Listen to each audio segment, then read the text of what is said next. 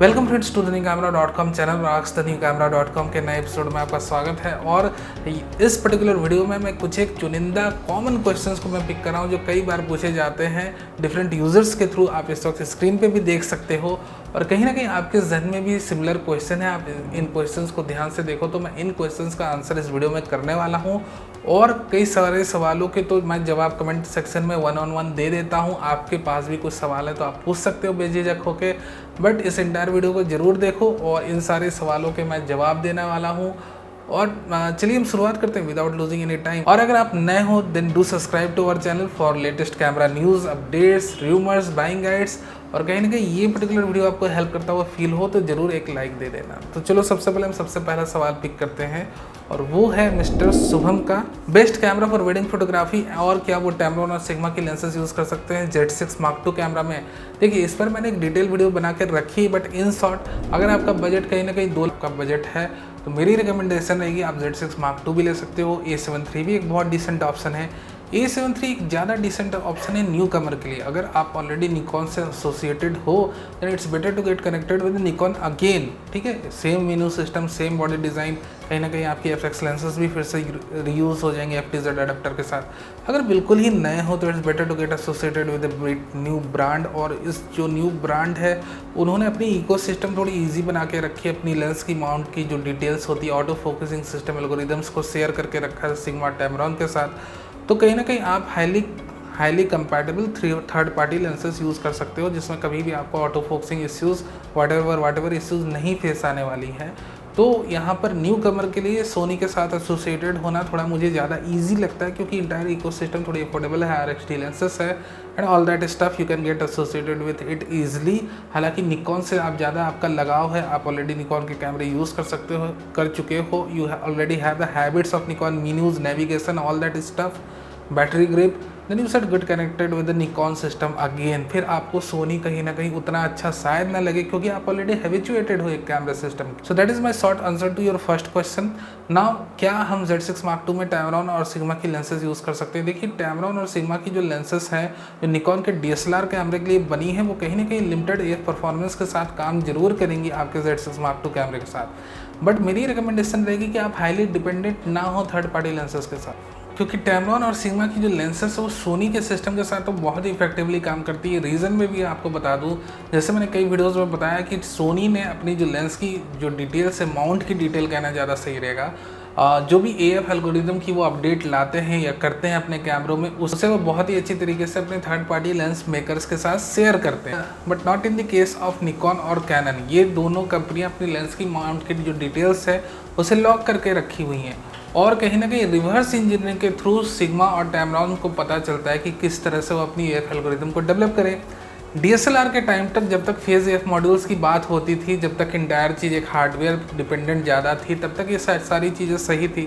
But अब धीरे धीरे ऑटो फोकस AI एल्गोरिदम्स की बात आ रही है, ऑब्जेक्ट ट्रैकिंग की बात आ रही है। अब उस वक्त रिवर्स इंजीनियरिंग उतनी काम इन लेंसेज या थर्ड पार्टी की नहीं, आपकी ऑप्टिमाइज उतनी नहीं रहेगी।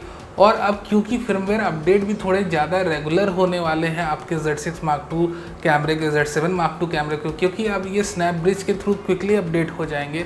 सो मेरी रिकमेंडेशन है मेरे दोस्त की, अगर आपके पास ऑलरेडी थर्ड पार्टी लेंसेस है निकॉन DSLRs की तो आप यूज़ करो FTZ अडेप्टर के साथ। नई लेंसेस के साथ आपको कहीं ना कहीं जब आप AI ट्रैकिंग के साथ काम करोगे, फेस ट्रैकिंग, आई ट्रैकिंग के साथ काम करोगे या इन फ्यूचर अपडेट्स अगर कुछ एक आती तो हो सकता है आपका लेंस थोड़ा और इनकम्पैटिबल हो जाए, थोड़ी सी और आपको इश्यूज़ फेस हो।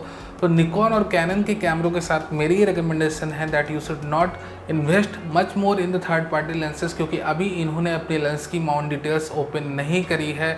सोनी के साथ ऐसा नहीं है, सोनी ने कर दी है अपनी लेंस की माउंट डिटेल्स ओपन।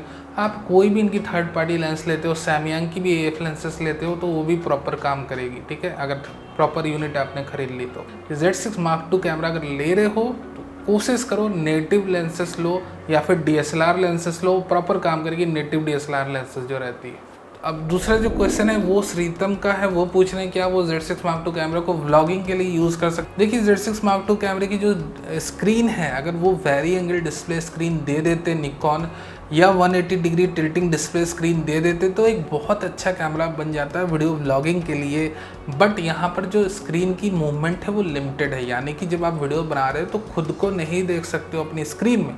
अब इस लिमिटेड मोमेंट के साथ अगर आप वीडियो बना सकते हो, यानी कि आप खुद को डिस्प्ले में नहीं देख पाओगे, तब अगर आप वीडियो बना सकते हो, जो कि एक चैलेंजिंग थिंग रहेगी।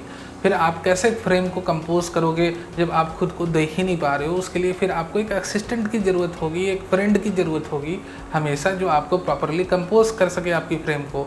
तो यहाँ पे फ्रेमिंग की मिस्टेक आपकी बढ़ जाएगी, प्रॉपर फ्रेमिंग कैसे हो रही है आप उतना अंदाज़ा नहीं लगा पाओगे। So this thing will occur eventually अगर आप Z6 Mark II कैमरे के साथ एसोसिएट होते हो।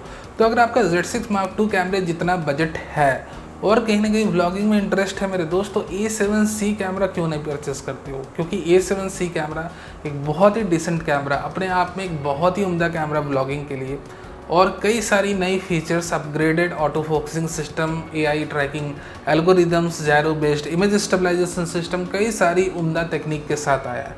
निकॉन का इस प्राइस रेंज में अगर एक प्रॉपर व्लॉगिंग कैमरा आता है, क्योंकि Z50 की भी जो स्क्रीन है वो डाउनवर्ड डायरेक्शन में मूव करती है, कन्वेंशनल ट्रिपॉइड के साथ आप नहीं ले सकते हो काम Z50 का अगर आप ब्लॉग बना रहे हो। इवन गोरिल्ला प्रॉड जो अगर यूज़ कर रहे हो ब्लॉग बनाते समय, वो भी स्क्रीन को ब्लॉक करेगा। फिर आपको एक कंटेंट क्रिएटर किट अलग से लेनी होगी निकॉन की, उसमें आपका अलग पैसा जाएगा। सो एक प्रॉपर व्लॉगिंग कैमरे के इंतज़ार में मैं भी हूँ कि जिससे मैं बेझिझक अपने यूज़र्स को, सब्सक्राइबर्स को जो भी क्वेश्चन पूछते हैं उन्हें रिकमेंड कर सकूँ निकॉन की तरफ से।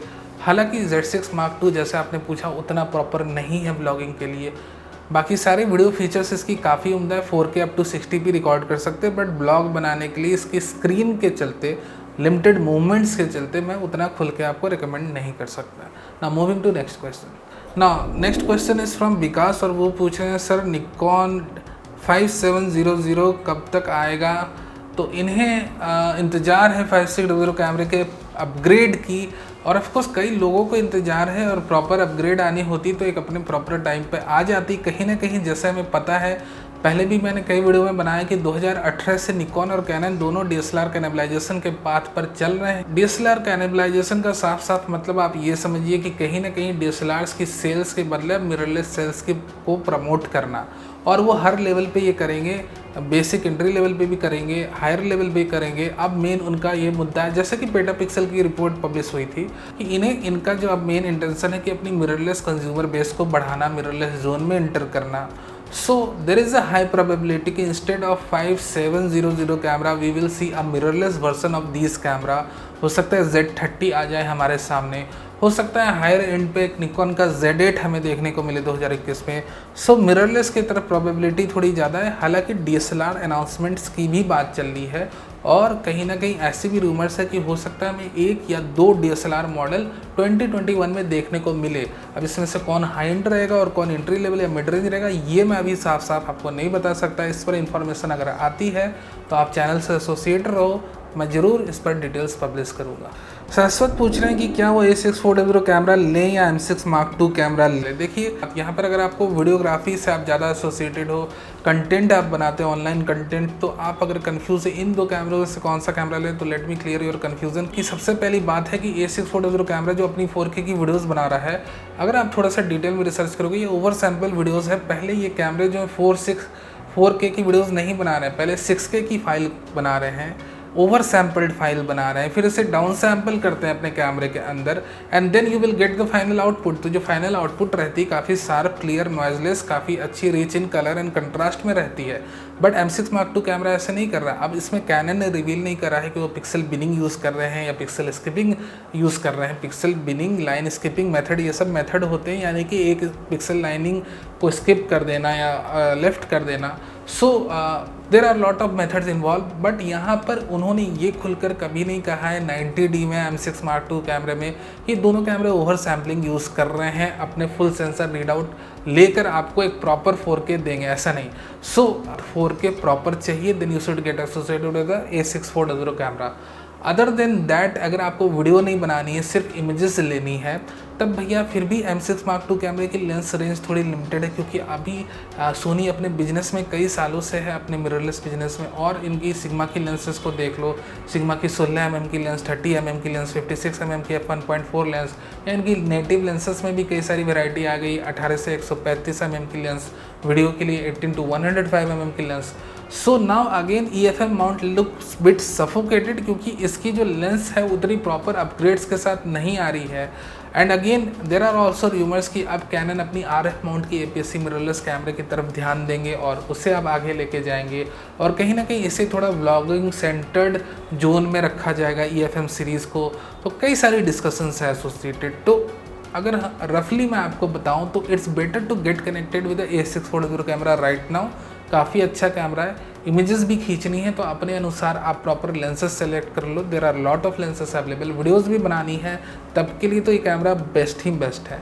हालांकि if you are incline towards Canon and if you already a Canon user और आपको कैनन का कैमरा लेना ही लेना है तो फिर आप M6 Mark II कैमरा ले लो, there is no big issue. But हाँ, मेरी रिकमेंडेशन रहेगी कि स्टिल फोटोग्राफी करो इस वक्त, या आप वीडियोग्राफी करो, get associated with A640 camera. It's a bit better option right now compare to M6 Mark II। So I hope I have cleared your questions. Now let's look कि और कोई question है हमारे पास इस वक्त या नहीं। और चलिए अब हम अपने एक फाइनल क्वेश्चन को पिक कर लें, क्योंकि टाइम का भी ध्यान रखना है। सो यहाँ पर A640 कैमरा लें या Z5 लें, ये कौन सा बेटर है वेडिंग वीडियोग्राफी के लिए? Answer please. यानी कि A640 कैमरा या Z5 में वेडिंग में वीडियोग्राफी करनी है आपने, और इन दो कैमरों में से कौन सा कैमरा ज़्यादा बेटर है? मेरे दोस्त सिंपल सा आंसर है A640 कैमरा। रीज़न मैं आपको बहुत ही क्विकली बता दूँ, क्योंकि एक तो A640 कैमरा में एक proper 4K video recording mode है। Z5 में आपको 1.7x का क्रॉप फेस करना होगा। क्रॉप भी कैसा है मेरे दोस्त? DX फॉर्मेट वाला 1.5x वाला क्रॉप नहीं है, ये कैनन वाला 1.7x वाला क्रॉप है। हालांकि even in that cropped resolution आपको जो हाइब्रिड AF सिस्टम की सपोर्ट जारी रहेगी, इतनी कृपा दृष्टि रहेगी आपकी Z5 की आपके ऊपर, बट एक्सेसिव क्रॉप फेस करना होगा। तो नियर अबाउट Z5 की जो 4K वीडियो रिकॉर्डिंग मोड है वो अनयूजेबल है, क्योंकि जो फोकल लेंथ, जो भी आप लेंसेज यूज़ करोगे उसकी फोकल लेंथ अल्टर हो जाएगी। ठीक है, 1.7x मल्टीप्लाई कर लो अपनी फोकल लेंथ के। यहाँ पर 4K अगर शूट करते हो तो बहुत ध्यान केंद्रित करके आपको Z5 के साथ शूट करना होगा। A640 कैमरा में ऐसा कोई इश्यू नहीं, कोई क्रॉपिंग नहीं है, और ओवर सैम्पलिंग के थ्रू, जैसे मैंने पहले भी आपको बताया, ओवर सैम्पलिंग के थ्रू आपकी 4K वीडियोस बना रहा है, काफ़ी detailed, content rich, colour, noiseless, काफ़ी क्लीन आउटपुट मिलने वाली।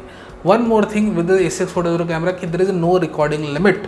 सो ये चीज़ भी आपको जाननी चाहिए, क्योंकि Z5 हो या M6 Mark II कैमरे, जितने भी इस प्राइस रेंज के कैमरे अंडर 1 लाख या उसके आसपास, उसमें रिकॉर्डिंग लिमिट्स आपको मिलने वाली हैं। तो यहाँ पर वेडिंग वीडियोग्राफी में जब आप संगीत रिकॉर्ड कर रहे हो या कुछ ऐसा आप रिचुअल्स रिकॉर्ड कर रहे हो जिसमें आपके 30 मिनट्स के अबव आपकी सीक्वेंस जारी है, फिर भी आपको टेंशन नहीं लेना है, आराम से आपका कैमरा रिकॉर्ड करते रहेगा। सो अगर वीडियोग्राफी करनी है, it's better to get associated with the A640 camera, either Z5 M6 Mark II। ये दोनों कैमरे उतने अच्छे ऑप्शन नहीं है। A640 कैमरा एक बहुत ही उम्दा कैमरा है under 1 lakh price range. So these are my answer today, hope you like it. और वीडियो अच्छी लगी हो तो लाइक करना मत भूल जाना। और कोई क्वेश्चन हो आपके पास, आपको अभी तक आंसर नहीं मिला आपके क्वेश्चन का, आप बेझिझक होकर पूछो और मैं आंसर देने की कोशिश ज़रूर आपको करूँगा। वीडियो देखने के लिए बहुत बहुत धन्यवाद, and do subscribe to our channel if you are new here. Thanks again very much for watching this video.